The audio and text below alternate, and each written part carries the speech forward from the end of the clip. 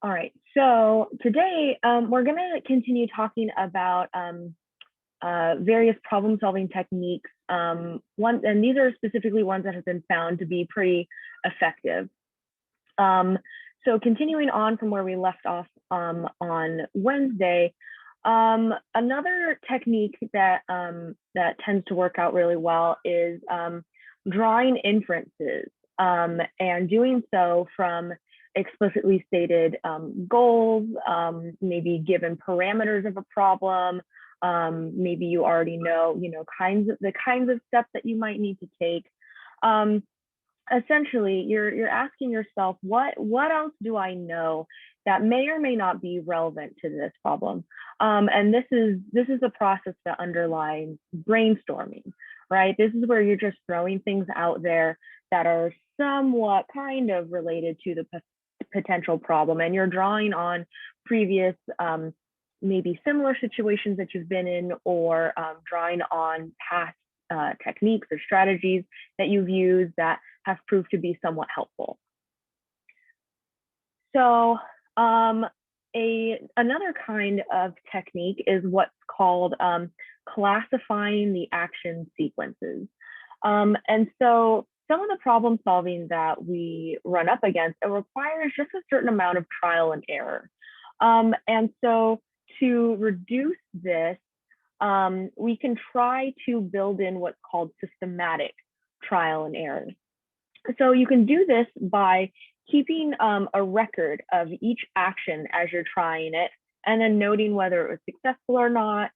You could also note, maybe where it went wrong. At what point in the steps you were initiating, things kind of fell apart.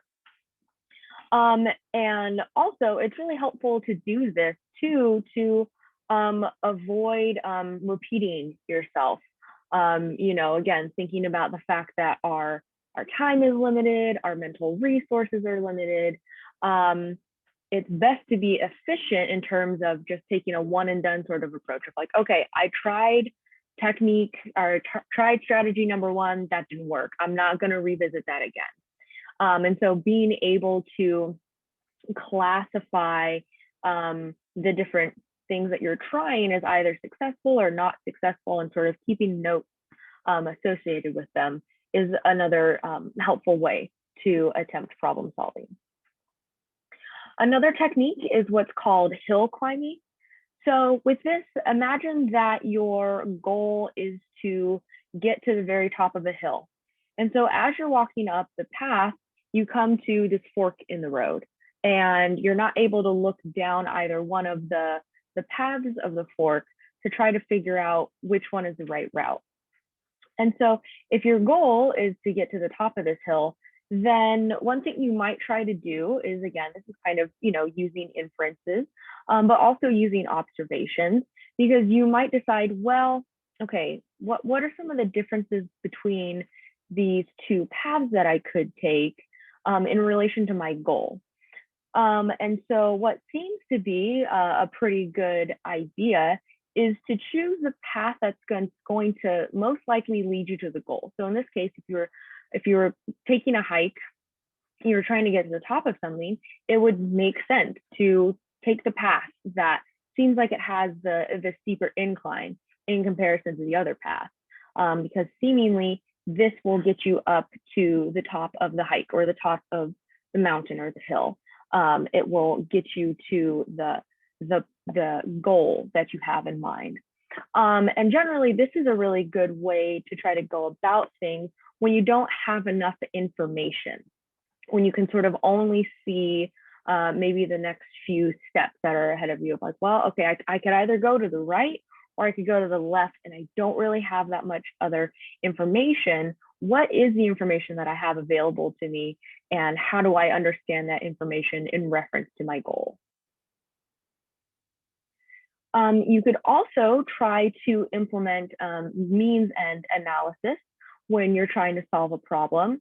If you remember, this means end analysis is breaking up your overall goal into smaller sub goals, and then trying to determine which steps you need to take to get to each one of those sub goals. And then from there, get to the goal itself. So this is a useful technique when it seems like the overall goal that you're wanting to get to is really difficult. And this is especially useful when there are really multi-step kinds of problems. And so when the problem is broken down into sub-goals, then moving towards the ultimate accomplishment, it feels a lot more simple. So as an example, some of you might be considering, going into some sort of career after Westmont, or maybe going to graduate school. And that can be a really daunting process, and it can feel really overwhelming to figure out, okay, well, how do I get from here to having a master's degree in something? Or how do I get from here to being successful in this company? And so breaking up into sub goals is one way to sort of help make that process more doable for you. And then another technique is looking for contradictions. And essentially, this is just using process of elimination to weed out solutions that aren't going to be useful. And this is particularly helpful when you are in a situation where there's only one sort of solution that's going to work. And so if you can do this process of elimination by trying to figure out, okay, is this solution? No, that's not going to work because of X, Y, and Z. Then again, you are being more efficient. You're saving your time and your mental resources by taking this sort of mental shortcut and helping you problem solve. And then finally, another technique is working backwards. So sometimes it's easier to start with the goal itself rather than starting with where you currently are. And by starting with the goal, you can then work backwards, back to where you are starting with that problem in order to try to determine the sorts of necessary steps that you might need to take to achieve that goal. And so this is a strategy that your academic advisors might use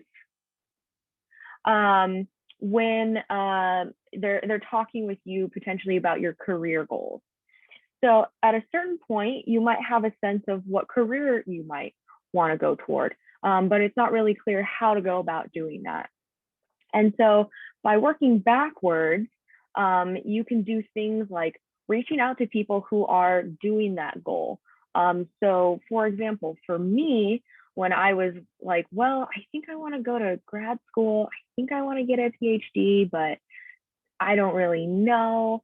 I had the goal of, okay, I want to be a clinical neuropsychologist, but how the heck do I get there? And so it was helpful for me to actually talk to people who had already achieved that goal to find out through professors, some of my psych professors, who are clinical neuropsychologists who might be open to talking to me.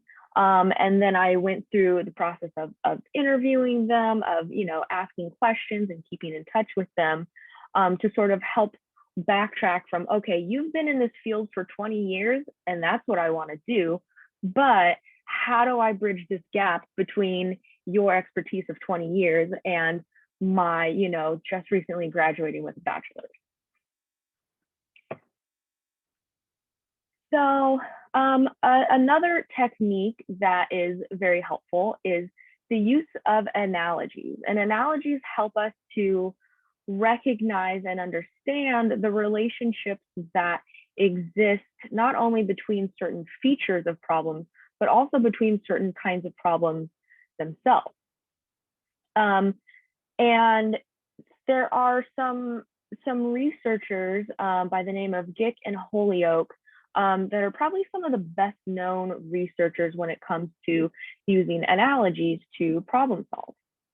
And in their 1980 study, what they did was they took that radiation problem by Dunker, the one that I posed to you about the tumor and the rays and how to go about getting rid of the tumor while preserving the healthy tissue.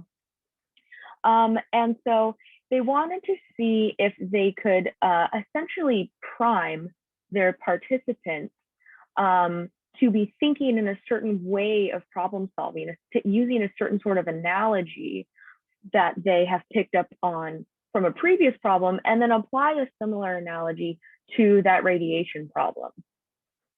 So they presented their participants with a story that had some similar elements to the radiation problem that they would eventually be reading through. So first, they were given a story about a general who was trying to take a fortress from a dictator who had taken over in the region. And there were different solutions. There were different ways that participants were exposed to how this could be solved. So I know that this is kind of small, but essentially participants, they all saw the same first paragraph. And then depending on what groups they were in, they got a different solution, essentially. So the idea here in the first paragraph is that there was a dictator who had taken over a large fortress. It was surrounded by farms and villages. There were roads that like led out from the fortress to the farms and villages, kind of like spokes on a bike. And so there's a general in the area, and he was like, we got to overthrow this dictator. So he gathered up his army, coming up with a plan, and then he got some intel that the dictator had actually put landmines along all the roads leading to the fortress. So these landmines would allow for, you know, like single individual people to walk back and forth, but if you were to take a large army through at once, they were going to explode. So it's not like this general could just launch this full-scale siege on the fortress. And then so, like I said, depending on what condition you were in as a participant, you got different solutions. So one of them was the attack dispersion story. So this was essentially the analogy that was similar to what you would need to think about, how you need to go about thinking about things in order to solve the radiation problem. So with this attack dispersion story here, the general divided his army up into small groups. They all took different paths to the fortress. Once they got to the fortress, they gathered together, and then the full force of his army was unleashed on the fortress. Some other participants, they got the open supply route story, which was essentially that this general knew that the dictator kept a supply route open for trade.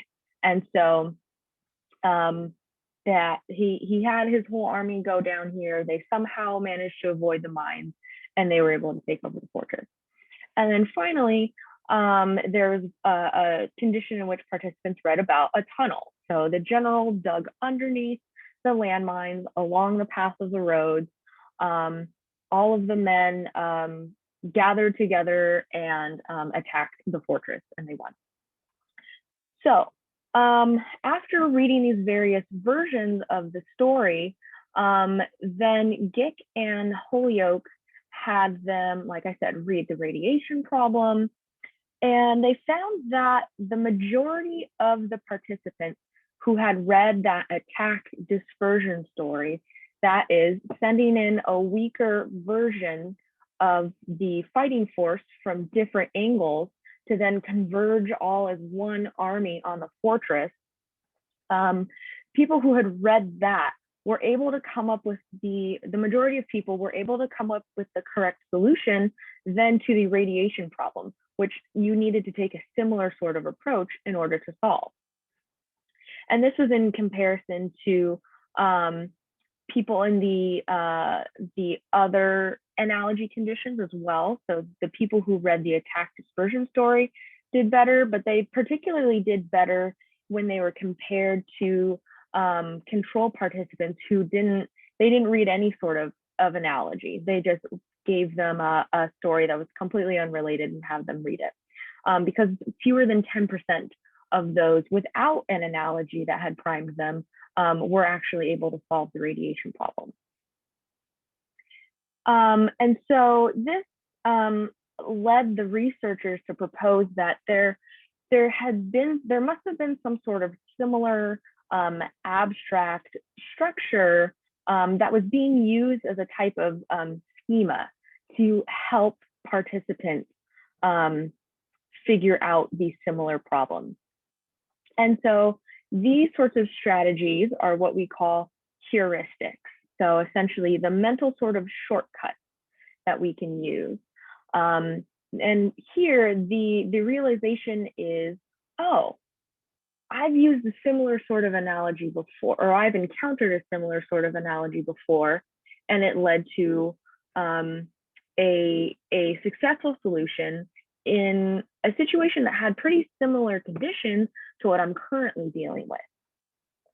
And so the helpful thing about analogies is they're very general. They can be applied to different sorts of problems, but even though they can help you generate solutions, they don't necessarily guarantee that you're always going to find the correct solution.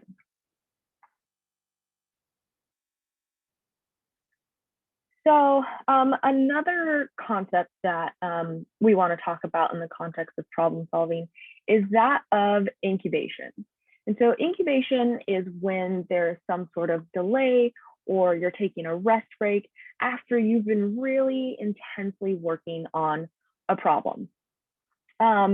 So an example of incubation is if you've ever experienced the tip of the tongue phenomenon and you're like, what is that word, or what is that person's name? And you're trying so hard, you're really racking your brain and you're like, I don't know what it is, I give up. And then, you know, later, like 6 hours later, you're sitting in your room studying and all of a sudden you're like, Michael Jordan, that's the name of the basketball player I was trying to think of. You know. And so it's this experience of when you consciously give up in this process of trying to access information, but unconsciously, you eventually come to what you were looking for. And incubation and insight have played a really important role in solving problems that have to do with novel problems, particularly in the realm of invention. So for example, the inventor of the sewing machine, he could not figure out how to get pre-existing, you know, hand needles, the ones that have the eye of the needle on the blunt end of the needle. He couldn't figure out how to get those to work with some sort of like automated form of sewing. And so finally, after working like he pulled almost like an all-nighter, and he was working really hard, and he just like gave up and was like, I'm done, I'm going to sleep. And as he was sleeping, he had a dream about cannibals who had spears that had holes pierced through the sharpened tip of the spear. And when he woke up, he remembered this dream, and all of a sudden he was like, that's what I need to do. Instead of having the hole be on the blunt end of the needle opposite from the sharp part, I need to just move the hole down to I need to move the eye of the needle down to the actual sharp part of the needle. And if you've ever used a sewing machine, you know that this is how sewing machine needles are situated. So there's some characteristics of incubation that kind of set it apart as its sort of own concept. And so some of the things that characterize incubation have to do with when you're generally focusing and you're concentrating really hard and thinking very carefully and methodically about a problem. So this is incubation is sort of set off by this very focused, like full brain effort on trying to solve a problem. And then it also involves you just putting it away and saying like, I give up on this. Like, I got to come back to this. Another characteristic of incubation involves that aha sort of a feeling that you get. So that sort of sudden insight that you have in that moment. And this is particularly, this is a little bit more than just that aha moment of like, oh, okay, like I came up with some sort of solution, or I came up with a word that I hadn't been able to think about before. But it's also accompanied by this sort of feeling that, oh, I think this idea is going to work. Like, oh, I think switching the eye of the needle down to the point like is actually going to work. It's not just this idea of, oh, I have a new solution to this problem, but I have a new solution and I think it might be like the solution. And then another characteristic is the fact that incubation, it doesn't always point you in the correct specific, it doesn't point you to the correct specific solution all the time. It generally, this incubation tends to generally point you into the direction of the solution. It might not give you the exact solution itself. So for the example of the sewing machine needle, you know, maybe the incubation period that the man went through, maybe it would have just led him to the general solution of, oh, I need to alter the layout of the needle somehow. And it just so happened to be in this case that the alteration of that needle in the way that he did it is what actually led him to the exact solution. But sometimes that's not always the case. So there have been several possible mechanisms that have been proposed regarding how incubation might take place. And so one of the possibilities that has been proposed is that when we're no longer working on the problem and keeping the information in our working memory, we essentially just kind of let go of some of the unimportant stuff. We just kind of weed out what's not necessary. And this means that we're left with a more meaningful and relevant information in our working memory. And so because we have more of what's meaningful, and we're not maybe so distracted or focused on what might not be as important, then we're able to reconstruct the problem when we try to go back and revisit it, even if unconsciously. And we're not as limited by the fact that it's like, we have so much stuff we have to sort through. It's like, oh, here's the focus, here's the priorities, here's what's meaningful. Another possibility is that as time passes, our more recent memories then become integrated with previous memories. So this time passing allows for our memories to become consolidated, to be added into our long-term memory. And this can be helpful in that it can help us to see a problem in a different way. Essentially, it can lead us to having a new perspective on something based on our past experiences and what we experienced in that moment trying to problem solve and what we previously experienced. And an example of this is a study that was done by the researchers Christensen and Schoen in 2005. And so what they did was they presented their participants with a really difficult problem. And they switched them over to doing some sort of distractor task before they could finish up the problem. And during this distractor task, there was this cue that was presented as like a hint of how to solve the original difficult problem. And it wasn't made explicitly known. It wasn't like, hey, this is a hint to solve that problem you were trying earlier. It was just sort of worked into this distractor task. And so even when they weren't informed of the relationship between this hint and the previous task, participants were then able to use that information to solve the original problem more efficiently. So they had that cue, they went back and they're like, oh my gosh, this is what it is.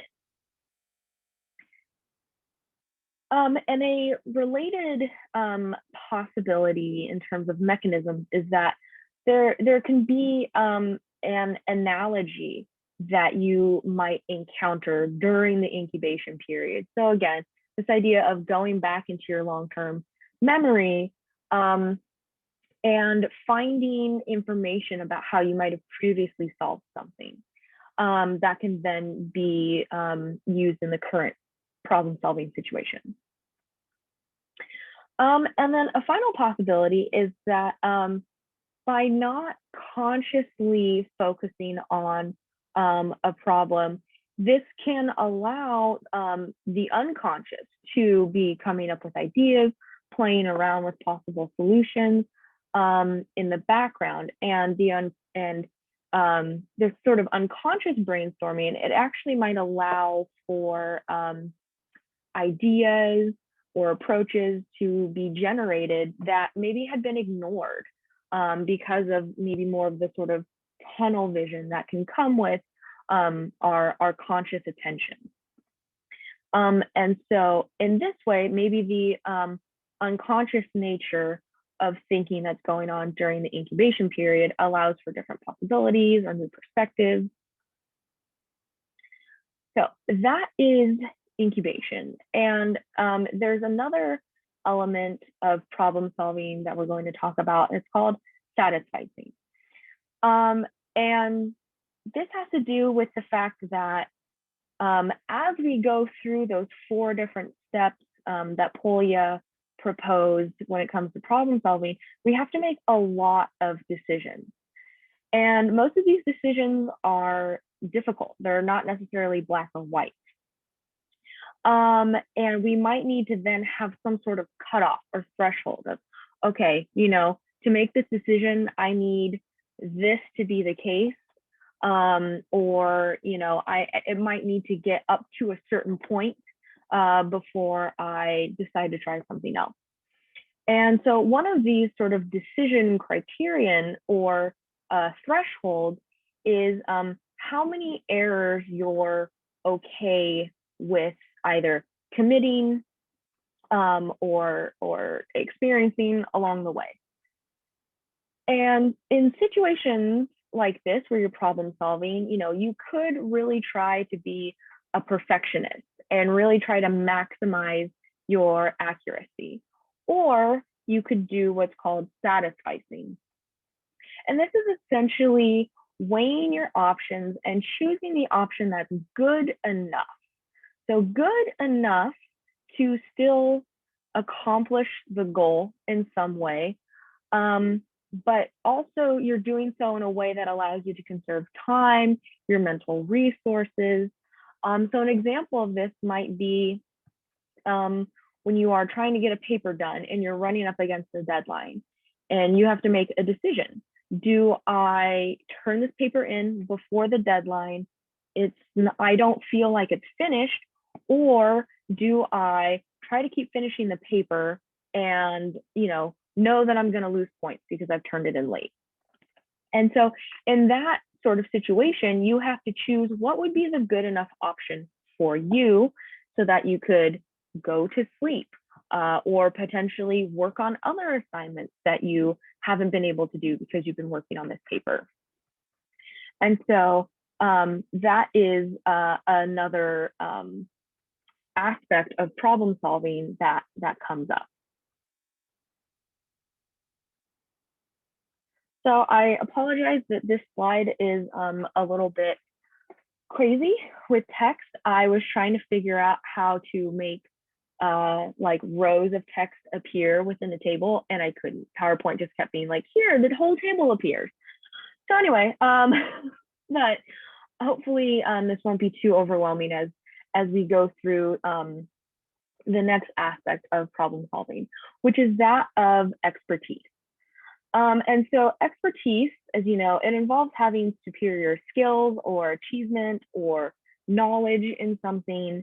And we talked about differences between experts and novices in the context of memory. And we're also going to differentiate the differences between experts and novices when it comes to problem solving. And so, you know, obviously, experts and novices are going to differ in the amount of knowledge that they have, as well as how organized it is. It's also been found that experts will perform especially well if they have had training in a variety of relevant settings. So this difference being not just the knowledge base per se, but also the experience, the applied piece of it as well, is also what helps to differentiate experts from novices. But there are also other differences, obviously, as you can tell from this large table, between experts and novices when it comes to problem solving. So it's been found that experts and novices, they pay attention to different aspects of similarities amongst problems. So typically, experts tend to look for the structural sorts of similarities. So that is similar sort of physical properties or similar sort of underlying purposes maybe of an object. Whereas novices, they tend to look more at the superficial level of similarities. And so they're looking at problems in a more simplified sort of a way. And this difference in sort of this structural approach between experts and novices, it suggests that experts also differ at the level of their schemata that they have as well. And so it's likely that experts have these highly more interconnected schemata that have all of these really more closely and richly associated units of knowledge. But in contrast, the schemata of novices, they aren't as richly and widespreadly connected. And we can see this when it comes to how experts and novices go about classifying problems, how they describe problems, how they try to come up with solutions to problems. We can see this difference in the mental representation of problems and also the various components of problems as well. Also, not surprisingly, experts are faster and more accurate when it comes to solving problems. They spend less time, they spend more time sort of setting up the problem, representing it, really kind of getting their ducks in a row before they then move on to implementing the solution itself. Whereas in contrast, novices tend to spend less time representing the problem, and they seem to just try to take the approach of just working backward from what they don't know to the information that's given. And experts have been found to have more sort of an automated approach to problem solving, as well as a faster reaction time. And this suggests that experts are likely engaging in parallel processing. So their experts are considering several alternative possibilities at the same time. And this is what is proposed to account for that faster reaction time. Whereas in contrast, novices demonstrate more effortful, slower reaction time. And this is proposed to be due to the fact that they are using serial processing. So they are trying things one at a time versus more of this sort of multitasking sort of approach that experts are able to take because they have the knowledge and the skills to draw on to help with that automaticity. It's also been suggested that experts use more advanced processes and techniques, specifically schematization and automation. And so the first one with the S, it's really giving me trouble. This involves developing really rich, highly organized schema. So essentially, this is a process that's proposed to underline or underlie why experts have such highly and richly interconnected schemata. And the automatizing aspect is what supports that sort of that faster, more automatic reaction speed to things. And so in this way, experts are able to conserve their attentional and mental resources. And then finally, experts tend to be better at monitoring their progress in the area of problem solving in comparison to novices. So experts have been found to be better at judging how difficult a problem is, also judging maybe how much time it's going to take them. They're also faster to recover from an error that they've made, so there's more flexibility in their performance. And this isn't so much the case with novices. So there's one area where experts are not as good as novices, and this is when it comes to estimating how much time it will take a novice to solve a problem in that expert's area. Experts typically underestimate the amount of time that's needed for someone who has less experience to solve the same sort of problem. So you might have encountered this with professors who maybe it's their first time teaching a course, or maybe their first time teaching at Westmont, and they create a test and they think, surely you'll get this done within the class time limit, right? And then you take the test and that's not the case. That's just one example of their expertise actually making it difficult to put themselves in the novice's shoes because they have so much more of that experience and skill. So the final aspect of problem solving that we are going to talk about today is creativity. Creativity is a very important, creativity both is like an aspect of problem solving, like you need to be creative in order to problem solve, but problem solving also then leads to creativity. So there's this sort of reciprocal relationship between the two.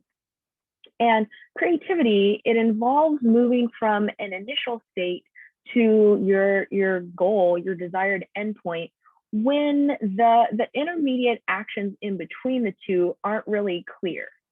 But creativity is, at least in the research and the literature, is a little bit more controversial than problem solving, because it's really hard to come up with a standard definition that everyone agrees on about what creativity is, what constitutes creativity. This is in opposition to problem solving. As a field, cognitive psychology is pretty agreed on what is problem solving, what is involved in problem solving, and things like that. Whereas if you ever look into any of the research on creativity, you're going to see that there are a wide variety of different definitions and ideas and theories. But what we're going to focus on is essentially kind of what's the most agreed upon information about creativity. So one of the sort of core things that everybody agrees on that makes up creativity, or is a quality of creativity, is creativity involves originality or novelty. Creativity involves some sort of aspect of newness, something that's fresh. And even though these are considered necessary qualities of creativity. They're not the only ones. Um, as an example, I came across this example of creativity. So say that you had to creatively answer the question, how do you roast a pig? There was this writer in the 19th century, Charles Lamb, and he said, well, to roast a pig, you could just put it in a house and burn the house down. That's certainly a novel and original way to roast a pig. I don't think you would have many other people who would propose that solution if you were to ask them. But you could argue that it's not creative. And this is because there are other aspects of creativity that are needed for us to generally say, yeah, that's creative. And one of them is whether the solution is useful and appropriate to the solution. So in the example of, okay, well, how do you go about roasting a pig? Well, yeah, you could put it in a house and then light it on fire, but that's maybe not the best way to go about doing that. And in addition, there are some other features as well. So there's quality, importance, and production history.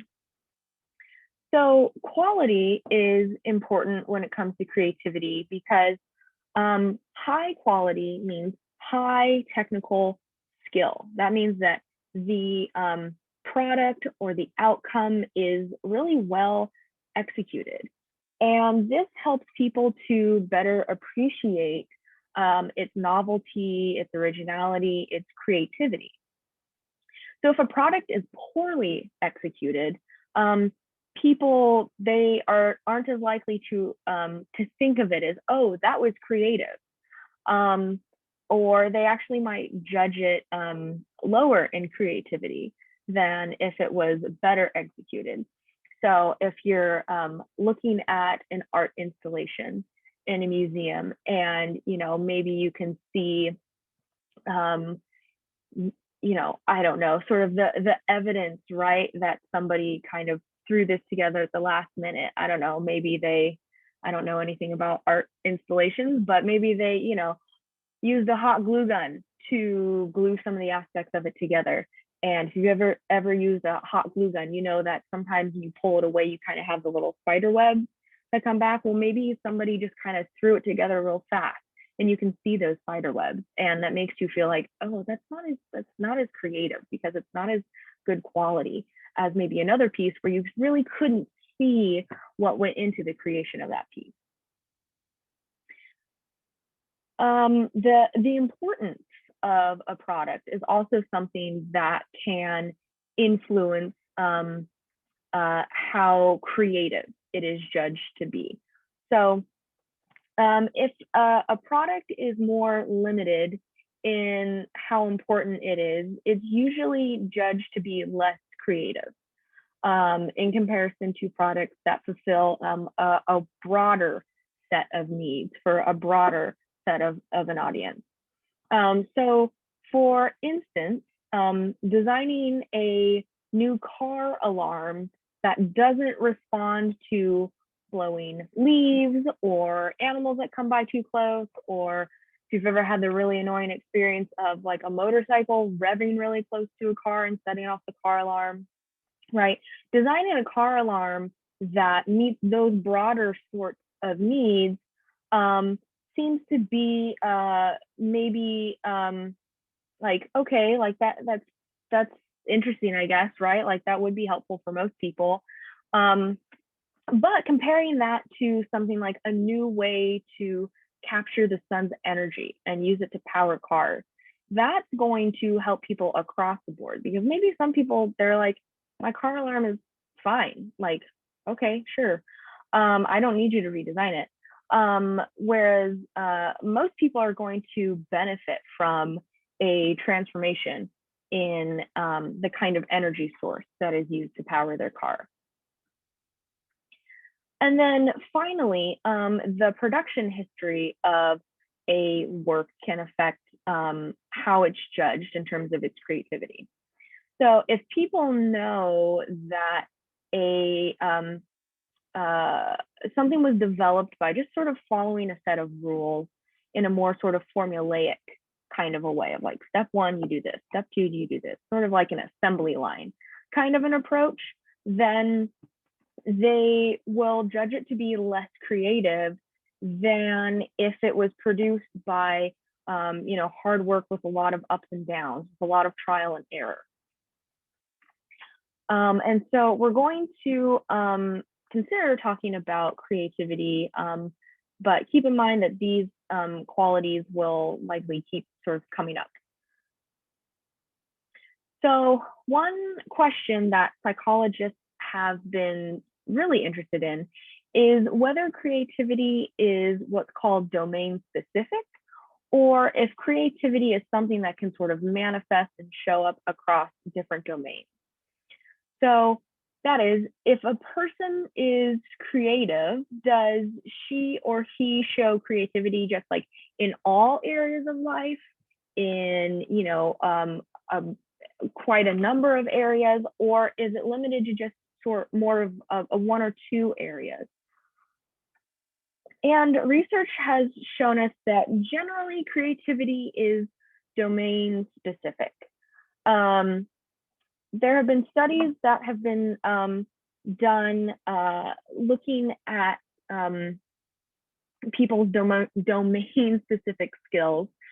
And they've found that within domains, there's pretty moderate correlation. So for example, generally if somebody is a creative writer, they're going to do well writing poetry and also short stories. Maybe they have a strength for one over the other, but generally, if they are strong and creative in the area of writing, let's say, then they tend to be able to do well on tasks within that domain, as opposed to, okay, well, I'm going to have you write a short story. You're a writer. I'm going to have you write a short story, and then I'm going to have you solve this calculus equation.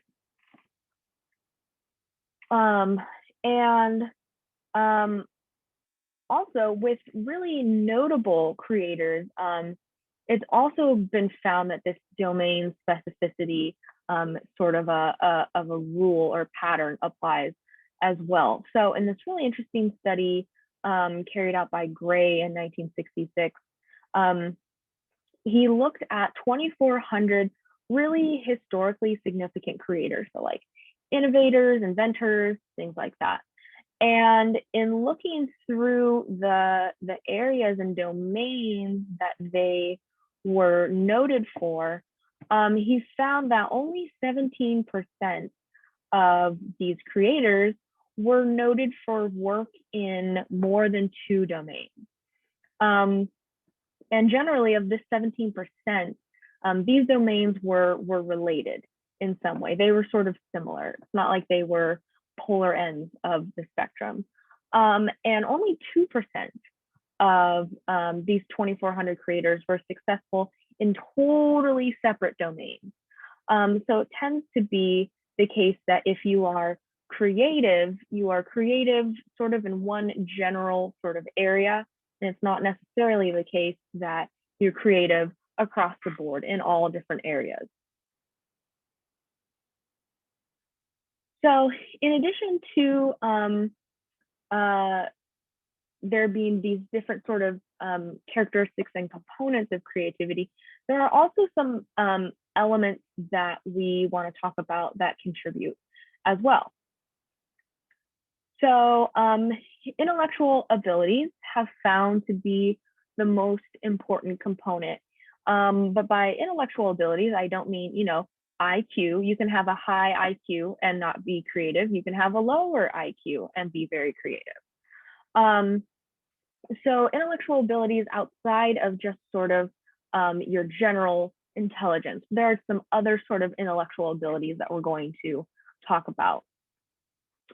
So for example, being able to of course, identify that there's a problem, but also being able to define the problem well. There's a quote by John Dewey that says, "A problem well put is half solved." And so a lot of the everyday problems that we encounter are not well defined. And part of the problem solving process involves attending to the problem and defining what exactly is going on more carefully. As an example of this, these researchers, they gave art students a really ill-defined problem. It was really vague. They were just asked to make a still life drawing out of just like a random collection of objects that they were given. And so the students who scored the best in terms of creativity, or whose projects were rated as more creative, were the ones who spent the most time formulating their composition. So exploring all the different objects, really trying to set up different sorts of patterns of the objects and things like that. Essentially, they were going from this ill-defined problem of, here's a bucket of things, make a still life, representation of it, to really being able to well define, okay, well, maybe I'll use this button for the eyes, or maybe I'll use it in the hair, and things like that. And also related to the problem, also related to defining the problem, is how people go about representing the problem. So these researchers, they found that if they gave their participants more visual imagery to solve a task, they were better able to do this. So it's this task called the Tower of Hanoi, and you have to move pigs around, and there's a certain set of rules.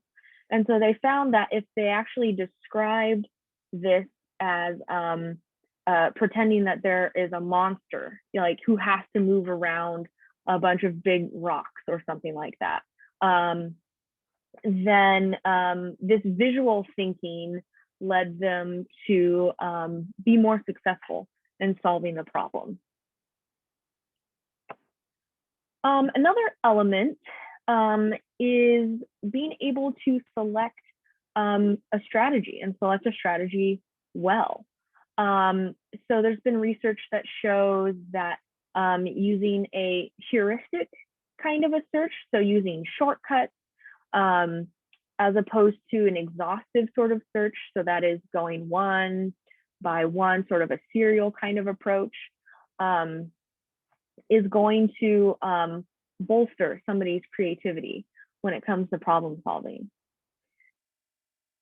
And then a final intellectual skill that's important is essentially that of metacognition. So being able to think about your thinking and being able to evaluate your approach to problems while you're still in the midst of approaching. So this takes the form of things like revising and editing. Typically people who are judged to be, or I guess, the works and the things they produce are judged to be more creative, are people who are able to have a sense of how things are going in the moment. Do they feel like, okay, this is heading in the right direction? Do they feel like, ooh, something's going wrong? Maybe they need to add something else in, versus people who maybe don't quite have as much of that awareness. And then in addition to these elements, there are two other sort of intellectual abilities I want to highlight. So that is insight, as well as what's called divergent thinking. And so insight, we know, can be really helpful when it comes to problem solving. And this is because it often helps us to pick up on new information that we maybe didn't notice at first, or else also helps us pick up on different perspectives as well. As an example of this insight, there were actually 28 other scientists before Alexander Fleming, who reported that there was a particular mold, penicillium, that killed bacteria colonies. But all of the scientists before Alexander Fleming, who was the inventor of the antibiotic penicillin, all these other scientists, they just sort of dismissed this as some sort of error. They're like, oh, this is just, something went wrong in this experiment. This is just like an accident, essentially, that we shouldn't pay attention to. But actually, this was a very, very important discovery. And so it could be the case that that insight into insight and the new information and new perspective that it brought to Fleming helped him to see, oh, actually, this mold that kills bacteria, that actually could have really good applications.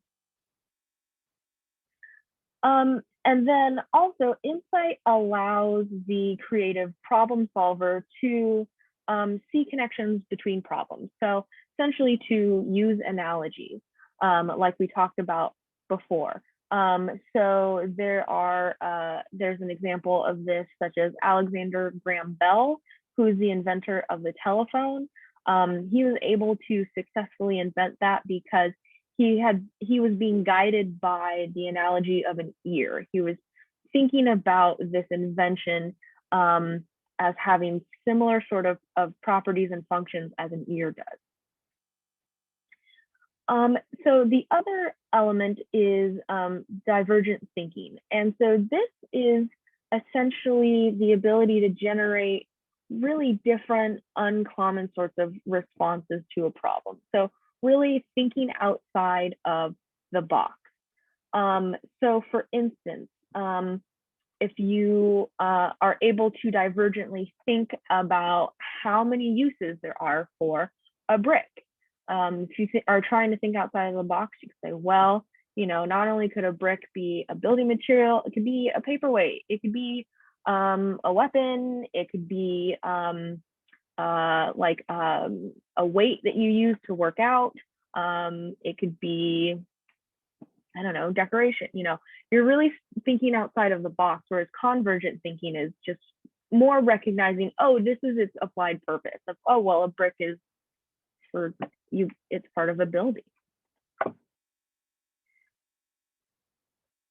So this information on creativity, it does show us that really anybody can be creative. So it's not necessarily that, oh, the only people who are creative are those who are just sort of inherently brilliant or anything like that. But rather, a lot of creativity has to do with a person's willingness to put the work in order to become more of an expertise and to develop their insight and to develop their divergent thinking skills. And so this is where motivation plays a really important role. And the idea here is that intrinsic motivation is actually the most important when we're talking about motivation when it comes to creativity. And intrinsic motivation is similar to what it sounds like. It's this internal motivation. It's the desire you have to work on something just because you enjoy it. So pursuing a hobby or a task, not for recognition or, trying to make a career out of it or anything like that, but like just being like, yeah, like I just do this because like it's fun. There's a study done by Ruscio, Whitney, and Amabile, and they essentially what they found was that those who were higher in intrinsic motivation were those who were more creative. So people who essentially were enjoying creativity for creativity's sake. And so because of this, we then might conclude that extrinsic motivation, that is working on something because of outside rewards or punishments, is something that is not very good for creativity. And in general, this is the case. you are probably not feeling very creative when you are assigned a book to read in the class and told you're going to write a paper on this book. You likely feel more creative and have more intrinsic motivation to work on an assignment when it's told to you, yeah, you can pick any book that you want within these parameters, sort of a thing. You're probably more likely to do that and do well on that because you're like, I enjoyed it. Like that was a really interesting book versus like the professor told me I am going to read this book and I'm going to write a paper on it. But it has been found that extrinsic motivation can be useful in certain circumstances. So essentially, if extrinsic motivation, that is rewards or punishments, are being used in the context of somebody growing in their competence, developing skills, going through experiences that foster future achievement, this can sometimes be helpful for people when it comes to being creative. So I'm just going to go through this part just really quickly. So there are certain personality traits that are associated with creativity. Interestingly, some of them on their face are more positive and some are what we might consider to be not as positive. So perseverance and self-confidence. Okay, that makes sense. That sounds good. But also people who are impulsive or have personality traits of being impulsive or less conventional, kind of weird outside of the mainstream. These are personality traits associated with creativity. There's also someone's thinking style. So how they go about problem solving.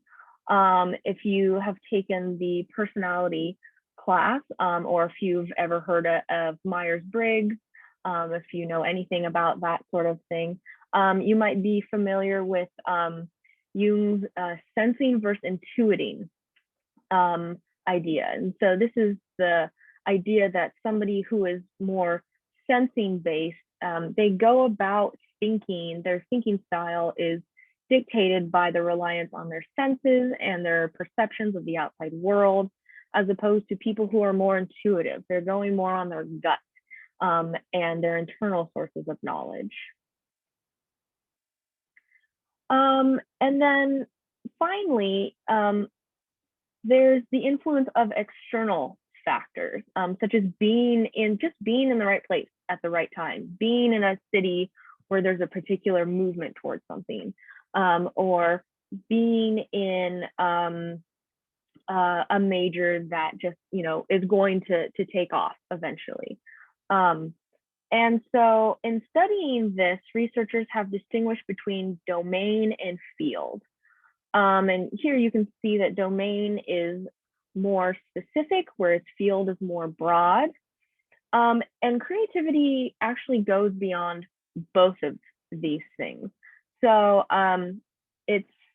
creativity is influenced by sort of the environment that you're in, but it also can act in contrast to the environment that you're in, because creativity often involves unpredictability, sort of going against the grain, or going, swimming upstream, right? Doing something that no one else is really doing. And so ultimately, being creative, it has to do with a variety of different factors, like we've talked about. Some of them are inherent, but for the most part, the aspects that make up creativity, these are things that can be developed and strengthened. Practice is a big part of creativity. So just want to point out that it's not quite this popular idea of like, well, this person's just inherently creative. They came out of the womb, they were creative. But often the people who are the most creative are the ones who have worked the hardest at it. So we are out of time for today.